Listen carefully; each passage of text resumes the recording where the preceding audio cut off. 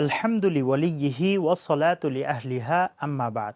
সুপ্রিয় দর্শক শ্রোতা, চলছে মহিমান্বিত মাস রমজান, আল্লাহর নৈকট্য অর্জনের সেরা মাস, গুনাহ মাফের মাস, রহমত মাগফিরাত ও নাজাতের মাস রমজানে সময়ের বিশেষ আয়োজন হৃদয়ে রমজানে আপনাদেরকে স্বাগত জানাচ্ছি। আমি মুফতি আবদুল্লাহ তামিম। রমজান মাস জুড়ে প্রতিদিন ক্ষমা প্রার্থনার গুরুত্বপূর্ণ সময় ভোররাতে আপনাদের সামনে হাজির হব। রহমতের দুয়ার খোলা মহিমান্বিত মাস রমজানে সময়ের মাসব্যাপী এই আয়োজনে সময়ের সঙ্গেই থাকবেন ইনশা আল্লাহ। পবিত্র রমজান মাস মহান আল্লাহর পক্ষ থেকে রহমত, বরকত, মাগফিরাত প্রাপ্তির মাস। এই মাস গুরুত্ব ও মর্যাদাপূর্ণ এই জন্যই আল্লাহ তাআলা ইসলামের 5টি স্তম্ভের একটি স্তম্ভ তথা রোজা এই মাসে ফরজ করেছেন। ইরশাদ হয়েছে, ফামাং শাহিদা মিনকুমুশ শাহরা ফালইয়াসুম, তোমাদের কেউ এই মাস পেলে সে যেন রোজা রাখে। রমজানের রোজা যেমন করে ফরজ, ঠিক তেমনি রমজানে অথবা রমজানের পরে সুদ ও ঘুষ থেকে বেঁচে থাকাও জরুরি। সুদ ও ঘুষ ক্ষতিকর শুধু কোরআন হাদিসের মাধ্যমেই নয়, বরং এটা বাস্তবতার বিবেচনাও সুদ ও ঘুষ অত্যন্ত নিন্দনীয় ও খারাপ ও কবিরা গুনাহ, যাকে উপলব্ধি করতে পারে সুস্থ বিবেকসম্পন্ন মানুষ। সুদ সম্পর্কে ইসলাম কি বলে এই বিষয়ে আমরা আজকে কথা বলবো। প্রথমত, সুদ স্পষ্টভাবে হারাম। কোরআন মাজিদে এসেছে, আল্লাহ তাআলা বেচা কেনাকে করেছেন হালাল এবং সুদকে করেছেন হারাম। দ্বিতীয়ত, সুদের উপর অটল থাকার পরিণাম ভয়াবহ। সুদ থেকে বেঁচে না থাকলে আল্লাহ তাআলার পক্ষ থেকে যুদ্ধের ঘোষণা করা হয়েছে। ইরশাদ হয়েছে, হে মুমিনগণ, তোমরা আল্লাহকে ভয় করো এবং সুদের যে অংশ অবশিষ্ট রয়ে গেছে তা ছেড়ে দাও যদি তোমরা মুমিন হও। যদি তোমরা না ছাড়ো তবে আল্লাহ ও তার রসুল সাল্লাল্লাহু আলাইহি ওয়াসাল্লামের সাথে যুদ্ধের জন্য প্রস্তুত হও। আর তোমরা যদি তওবা করো তাহলে তোমাদের মূলধন তোমারই থাকবে। তোমরাও কারো প্রতি জুলুম করবে না এবং তোমাদের প্রতিও জুলুম করা হবে না। তৃতীয়ত, সুদ থেকে অর্জিত আয়ের বরকত নষ্টের ঘোষণা। ইরশাদ হয়েছে, আল্লাহ সুদকে নিশ্চিহ্ন করেন এবং দানকে বর্ধিত করে দেন। আল্লাহ কোনো অকৃতজ্ঞ পাপীকে ভালোবাসেন না। অর্থাৎ আল্লাহ তাআলা সুদের অর্জিত আয়ের বরকত নষ্ট করে দেন এবং সৎকার বরকত বৃদ্ধি করে দেন। চতুর্থ, সুদ গ্রহণ করা একটি বড় গুনাহ। ধ্বংসাত্মক 7টি গুনাহের মধ্যে এটি একটি। ইরশাদ হয়েছে, তোমরা ধ্বংসাত্মক 7টি গুনাহ থেকে বিরত থাকো। 1 নম্বর, আল্লাহর সাথে শরিক স্থাপন করবে না। 2 নম্বর, জাদু টোনা থেকে বিরত থাকবে।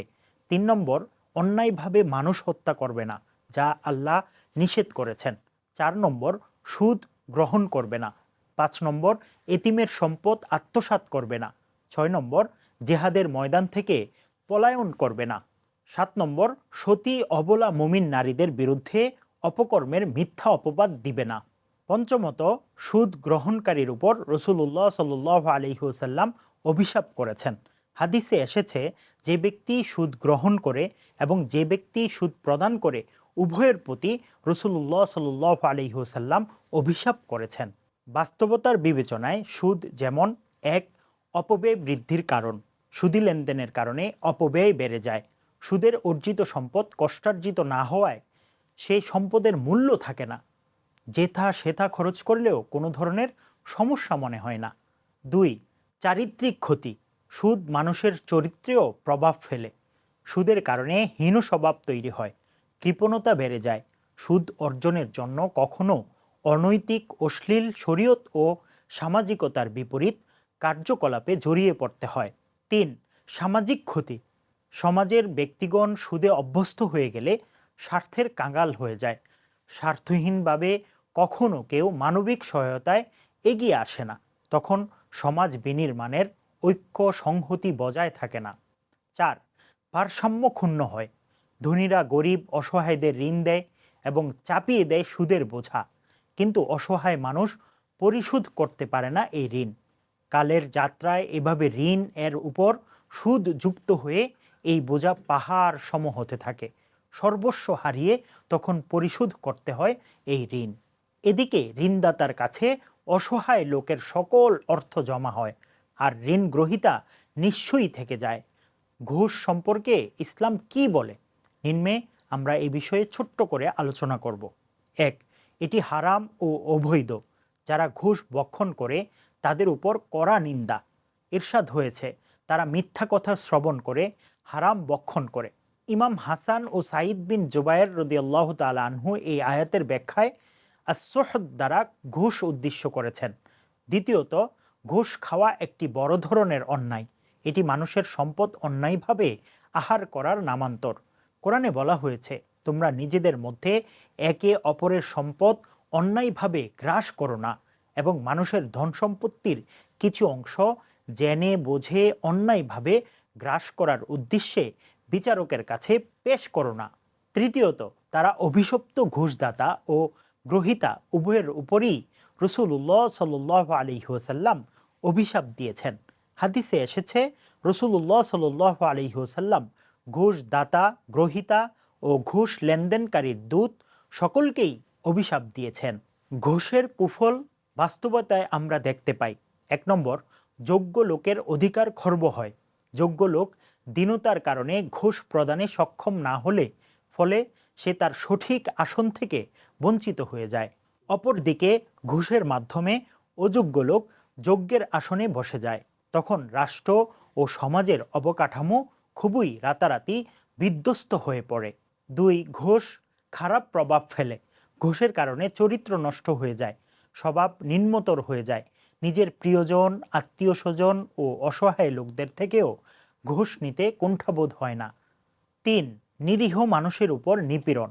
চাকুরি বা কর্মসংস্থানে ঘুষ যেন ওতপ্রোতভাবে জড়িত। চাকুরির উদ্দেশ্যে বের হলেই ঘুষ তাকে জড়িয়ে ধরে, কিন্তু দারিদ্র্য তাকে ঘুষের অর্থ পরিশোধ করতে দেয় না।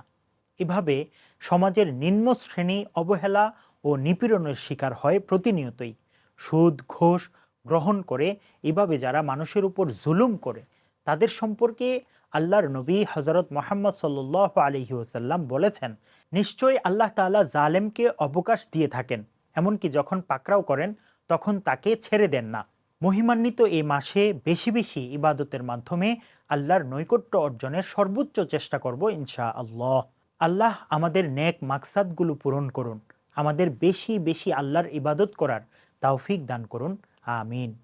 রহমত, বরকত, মাগফিরাত ও নাজাতের এই মাসে প্রতিদিন সেহরির সময় হৃদয়ে রমজান দেখার আমন্ত্রণ জানিয়ে আজকের মতো বিদায় নিচ্ছি। আসসালামু আলাইকুম ওয়া রাহমাতুল্লাহি ওয়া বারাকাতুহু।